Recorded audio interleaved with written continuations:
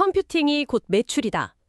최근에 젠슨 황 엔비디아 CEO가 대만을 전격 방문했었잖아요. 그 기술기업 수장들 다 모아놓고 했던 이른바 조언 만찬에서 남긴 말입니다. 네, 아주 단순 명료하면서도 무서운 선언이었죠. 맞아요. 사실 오늘 저희가 이번 심층 분석을 위해서 2020년 5월 하순에 쏟아진 글로벌 투자은행 리포트들을 막 산더미처럼 쌓아놓고 분석해봤잖아요. JP모건, 시티은행, 골드만삭스, 그리고 현지 매체, 데이터까지 전부 겹쳐서 보니까 이 네 단어가 정말 폭력적일 만큼 전 세계 산업지형을 흔들고 있더라고요. 그렇습니다. 정말 방대한 분량이었는데 데이터를 엮어볼수록 소름 돋는 지점들이 꽤 많았죠. 네네. 그래서 오늘 저희의 목표는 단순히 엔비디아가 돈을 엄청 벌고 있다 이런 뻔한 뉴스를 반복하려는 게 아닙니다. 이 거대한 AI 인프라 확장이 도대체 어떻게 전 세계 하드웨어 생태계의 불을 완전히 재분배하고 있는지, 또 수십 년간 굳어져 온 메모리 반도체 시장의 룰을 어떻게 박살내고 있는지 파헤쳐 볼 겁니다. 그리고 궁극적으로 여러분이 조만간 일상에서 쓰게 될 스마트 안경에까지 어떤 기괴한 나비 효과를 일으키고 있는지 그 심층적인 연결고리를 싹 다 짚어보겠습니다. 기대되네요. 사실 이 방대한 잔료들을 관통하는 하나의 거대한 맹점이 있어요. 시장이나 대중은 여전히 그 칩 메이커들의 마진율, 그러니까 칩 자체에만 집착하고 있다는 겁니다. 아, 칩 말고 다른 걸 봐야 한다는 말씀이시죠? 네, 맞습니다. 이 생태계의 진짜 병목 현상, 그리고 그로 인한 엄청난 부의 이동은 칩의 바깥에서 일어나고 있거든요. 그러니까 거대한 시스템 단위에서 아주 물리적이고 구조적인 형태로요. 오, 물리적인 형태요. 그럼 바로 그 이야기부터 해보죠. 아까 컴퓨팅이 곧 매출이라고 했잖아요. 그럼 기업들은 당연히 돈을 벌려면 물리적 한계치까지 거대한 연산 괴물을 만들고 싶어 할 텐데, 제가 모건 스탠리 분석을 보니까요. 엔비디아의 차세대 베라 루빈 기반 NVL72 렉 시스템 가격이 대당 780만 달러, 그러니까 우리 돈으로 약 118억 원에 달하더라고요. 와, 대당 118억 원. 정말 상상을 초월하는 단위죠. 이전 세대인 GB1100 대비해서 무려 95%나 폭등한 가격표거든요. 잠깐만요. 95%요? 네. 거의 2배 가까이 뛴 거네요. 이거는 우리가 흔히 아는 그래픽카드 성능 향상 곡선을 완전히 벗어난 거 아닌가요? 그럼 이 118억 원이라는 막대한 자본은 도대체 생태계의 어느 층위로 흘러들어가고 있는 건가요? 다 엔비디아가 가져가는 건 아닐 텐데요. 바로 그 질문이 지금 AI 하드웨어 르네상스의 핵심을 찌르는 겁니다. 그 막대한 돈은 엔비디아의 금고로만 가는 게 아니에요.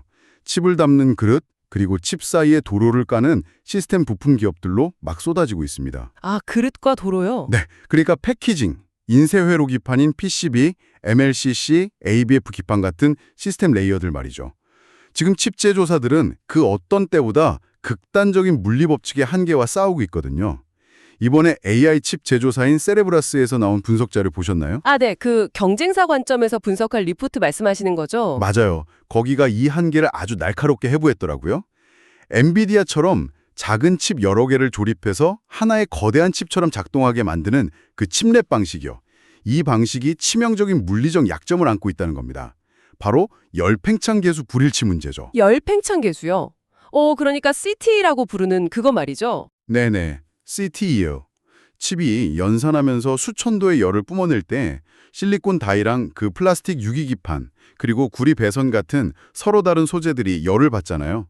그러면 각자 늘어나고 줄어드는 비율이 다 다르다는 뜻입니다. 아, 무슨 느낌인지 알겠어요. 청취자 여러분도 한여름에 그 철길이 열을 받아서 막 휘려지는 현상 뉴스에서 보신 적 있으시잖아요. 딱 그거네요. 그런데 그 현상이 눈에 보이지도 않는 마이크로미터 단위의 정밀한 칩 안에서 일어난다는 거군요. 와, 그럼 정말 재앙이겠네요. 정확합니다. 실리콘 다이랑 유기기판 사이의 팽창률이 다르다 보니까 열을 받으면 기판 전체가 아주 미세하게 휘어져 버리는 거죠. 아하, 쉼 현상이요? 네. 칠레 구조에서는 각 칩 사이의 접점들을 10에서 50 마이크론 단위로 아주 정확하게 정렬해야 데이터를 주고받을 수 있거든요. 그런데 기판이 휘어지면 이 미세한 정렬에 오차가 생기고 결국 접합부가 뚝 끊어져 버립니다. 세상에. 칩이 거대해질수록 불량률이 기하급수적으로 폭증할 수밖에 없겠네요. 그렇죠. 그래서 세레브라스는 이 문제를 피하려고 아예 웨이퍼 한 장을 통째로 쓰는 방식을 택한 거고요. 반면에 엔비디아랑 TSMC는 이걸 정면 돌파하기로 한 거죠. 패키징 기술 자체를 극도로 고도화하는 길을 택했습니다. 제가 그 자료 보고 정말 경악했던 게 패키징 크기가 커지는 속도였어요. 지금 TSMC 패키지 크기가 기껏해야 담배값 사이즈 정도잖아요. 근데 2027년에는 CD 사이즈로 커지고 2029년경에는 무려 A5 용지 크기까지 커진다는 전망이 있더라고요. 책 한 권 크기인 거잖아요. 맞습니다.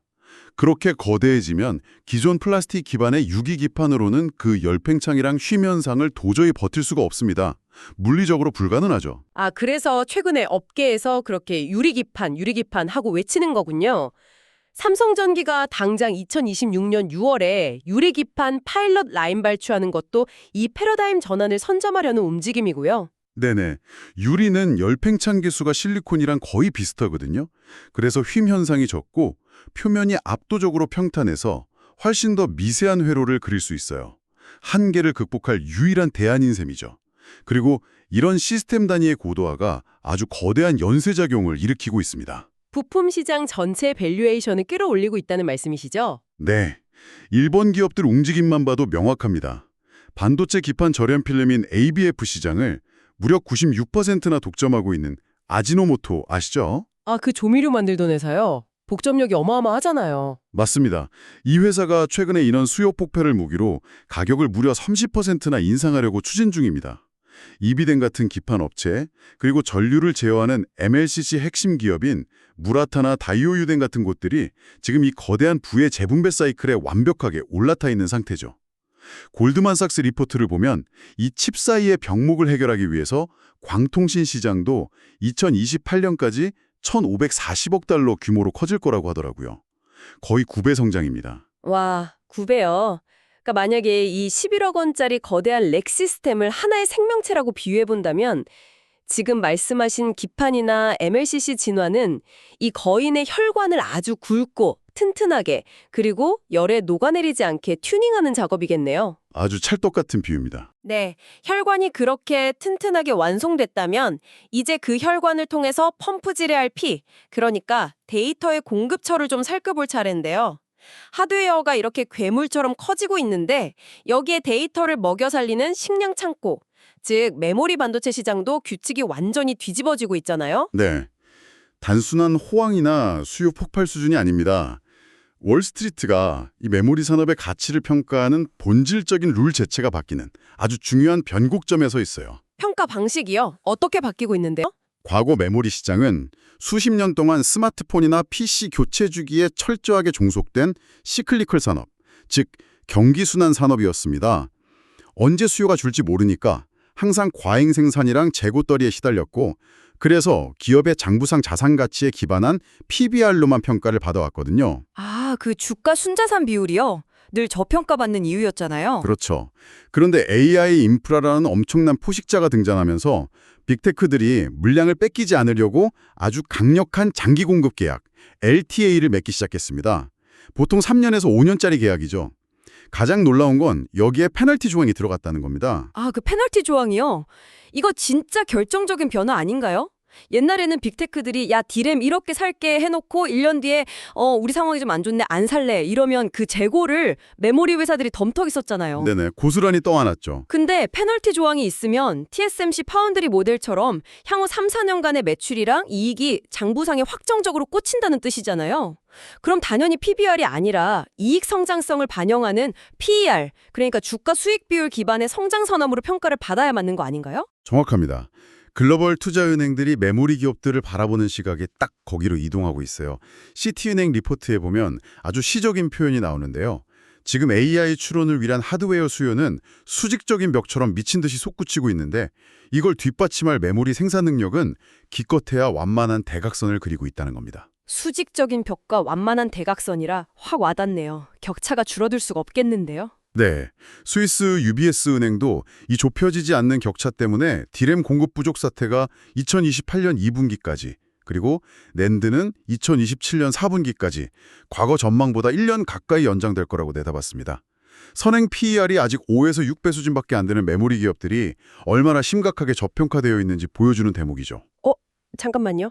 여기서 제가 청취자 여러분을 대변해서 반론 하나 제기해 보겠습니다. 아니, 수요가 그렇게 수직적인 벽처럼 솟구치고 돈이 쏟아지면 삼성전자나 SK하이닉스가 수십조 원 들여서 그냥 공장 마구마구 지어 올리면 되는 거 아닙니까? 예전 치킨 게임 때처럼요. 그러다 공급 과잉 오고 가격 폭락하는 게 반도체 시장의 영원한 굴레잖아요. 만약 예전에 레거시 메모리였다면 그 공식이 100번 맞습니다. 하지만 지금 시장을 멱살 잡고 끌고 가는 건 HBM이잖아요. 이 고대역폭 메모리의 물리적인 생산 구조가 그 굴레를 완전히 끊어냈습니다. 아, 물리적 구조가 다르다. 네, HBM은 칩을 겹겹이 쌓아 올려야 하거든요. 그래서 똑같은 용량을 만들더라도 일반 D램에 비해서 웨이퍼를 압도적으로 많이 소모합니다.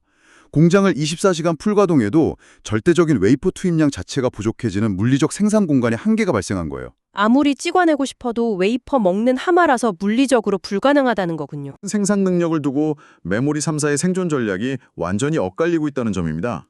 특히 삼성전자의 움직임이 굉장히 파격적이죠. 삼성이요. 어떤 전략인데요? 일단 하드웨어 초격차를 위해서 세계 최초로 450단 셀 웨이퍼 2장을 이어붙이는 초고난도 CMB 기술을 도입했어요. 무려 900단 V낸드를 구현하는 거죠. 근데 진짜 무서운 무기는 소프트웨어에 숨어 있습니다. 잠깐만요. 칩 깎는 메모리 회사가 소프트웨어를 무기로 쓴다는 게 잘 매치가 안 되는데요? 그렇죠. 삼성이 HBM 맨 아래에 들어가는 베이스 다이에 독자적인 SDK, 즉 소프트웨어 개발 키트를 내재화하고 있거든요. 빅테크들이 자기들만의 맞춤형 AI 칩을 설계할 때 삼성의 SDK를 써서 메모리를 커스텀하면 어떻게 될까요? 아, 다음 세대 칩 만들 때 다른 회사 제품으로 갈아타기가? 극도로 어려워지죠. 사실상 불가능해집니다. 애플 생태계에 한번 갇히면 못 빠져나오는 거랑 똑같은 이치예요. 하드웨어 단위의 락인 효과를 소프트웨어로 강제해버리는 정말 메모리 산업 역사상 전례가 없는 지배력 강화 전략입니다. 와, 하드웨어 파는 걸 넘어서 아예 고객 설계 도면에 족쇄를 채워버리겠다는 거네요? 그럼 이 치열한 전장에서 마이크론은 가만히 있나요? 점유율 뺏길 회사가 아닌데요? 마이크론의 습은 또 완전히 다른 각도에서 치고 들어왔습니다. HBM4 양산 속도를 막 끌어올리면서도 자신들이 미국 내 유일한 대형 메모리 제조사라는 그 지정학적 타이틀을 철저하게 활용하고 있어요. 아, 미국산이라는 프리미엄이요? 네, 버지니아 매너스스 공장에 수십억 달러를 부었는데 최신 HBM이 아니라 오히려 구형인 레거시 DDR4 생산을 무려 4배나 늘리기로 했습니다. 이 시점에 굳이 구형 레거시를 4배나 늘린다고요?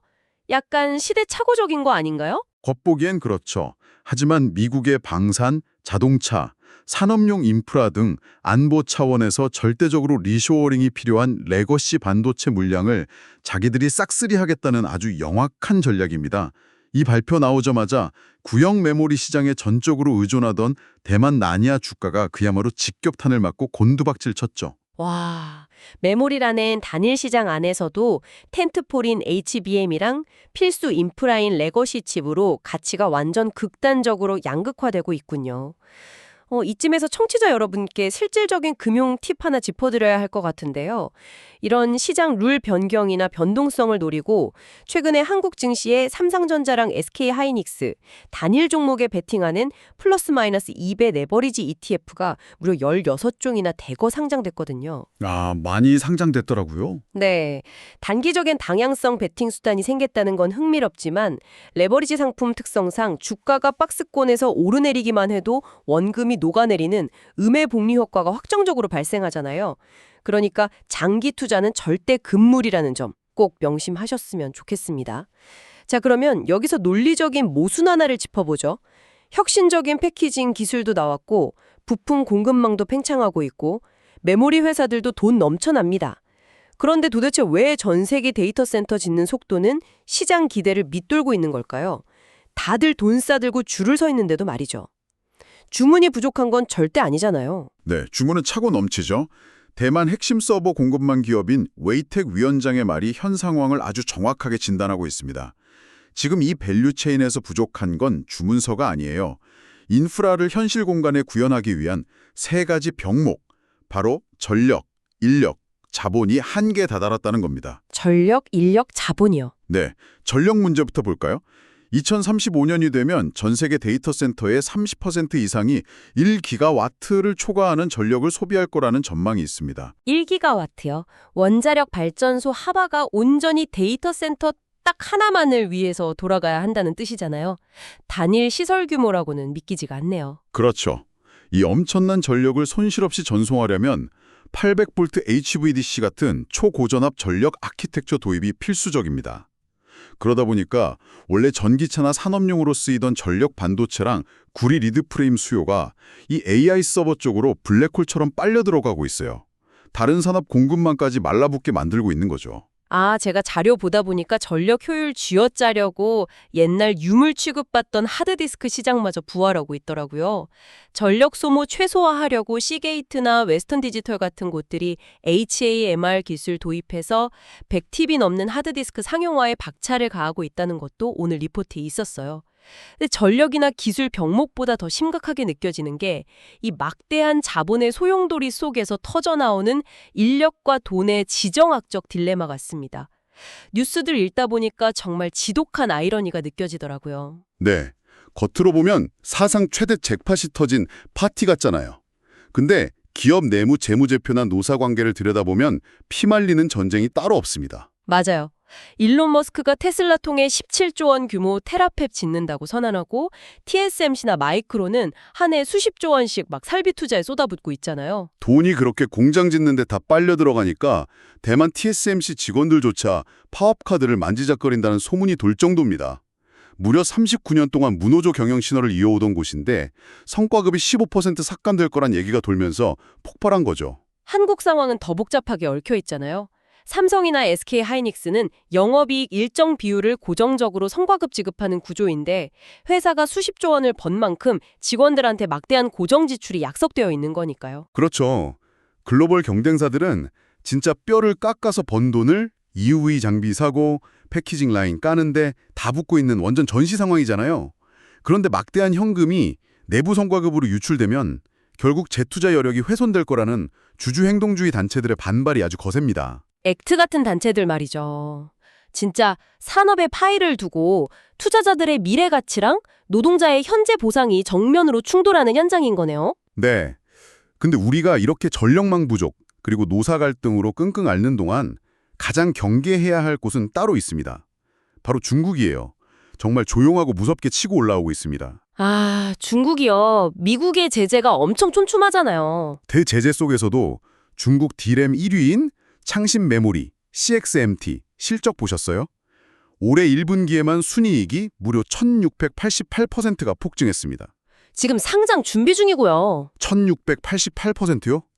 제재받는 기업 맞나요 진짜? 화웨이의 우회 전략은 한술 더 뜹니다. 미국 제재 때문에 칩을 작게 깎는 첨단 미세 공정이 막히니까 어떻게 했냐면요. 그냥 그 다이를 PCB 기판에 직접 층층이 36층으로 붙여버리는 DOB, 즉 다이온 모드 기술을 상용화해버렸어요.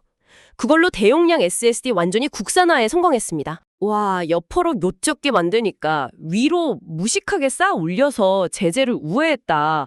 패키징의 수직 확장으로 벽을 넘어버린 거네요. 너무 실용적이라 진짜 위협적인데요. 그야말로 사방이 지뢰밭입니다. 지금까지 저희가 막 기가와트급 데이터 센터니 지정학적 패권이 되게 거시적이고 멀리 있는 이야기만 했잖아요. 이제 시선을 좀 돌려서 이 거대한 연산의 폭포수가 청취자 여러분의 일상, 즉 소비자 디바이스로 어떻게 밀려들고 있는지 봐야 할 것 같아요. 블룸버그 보도 보니까 레노버 AI PC 실적 호조 터지자마자 일본 MLCC 3사 주가가 사상 최고치 찍었더라고요. 이거 AI 수요가 B2B 서버에서 B2C 엣지 디바이스로 확 넘어가고 있다는 뜻 아닌가요? 정확한 시그널이죠. 근데 가장 파급력이 클 거라고 보는 전환점은 스마트폰이나 PC가 아닙니다.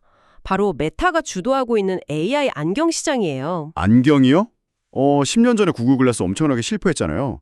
사람들이 얼굴에 카메라랑 배터리 달고 다니는 거 국도로 꺼린다는 게 이미 증명된 거 아닌가요? 메타가 에실로 룩소티카랑 만든 레이벤 스마트 안경 지표를 보면 상황이 완전히 달라졌습니다. 2025년 판매 예상량이 700만 대인데요. 이게 23년, 24년 합산 판매량의 무려 3배가 넘는 수치입니다. 게다가 2026년에는 2천만 대 생산을 목표로 부품망을 아주 옥죄고 있어요. 2천만 대면 스마트폰 초기 보급 속도 뺨치는데요. 그렇죠. 근데 이 안경이라는 폼팩터가 PC나 스마트폰이랑 차원이 다른 제약을 가집니다. 그 얇은 테 안에 신경 기술 제어 칩, AR 디스플레이, 배터리를 다 쑤셔 넣어야 하거든요. 칩은 모래알처럼 작아야 하고 열나면 화상해 보니까 발열 잡아야 하고 배터리 밀도는 극도로 높아야 합니다. 와, 듣기만 해도 물리적으로 불가능해 보이는데, 그래서 초소형 MPU나 마이크로 MLCC 수요가 막 연쇄적으로 폭발하는 온디바이스 AI의 새로운 장이 열리고 있다는 거군요. 네, 그 불가능을 가능하게 만들면서 엄청난 부품 수요를 빨아들이는 중이죠. 근데 전문가님, 이 대목에서 제 머릿속에 아주 강한 경고등이 하나 박혀집니다. 여러분도 한번 생각해 보세요. 기업들은 지금 수익 모델도 불투명한데 118억 원짜리 렉 시스템 막 사재기하고 있고, 투자자들은 AI PC다, 안경이다 하면서 장밋빛 미래 꿈꾸며 부품사 주가 막 끌어올리잖아요. 이거 1990년대 후반 닷컴 버블이랑 너무 소름 돋게 똑같은 구조 아닌가요?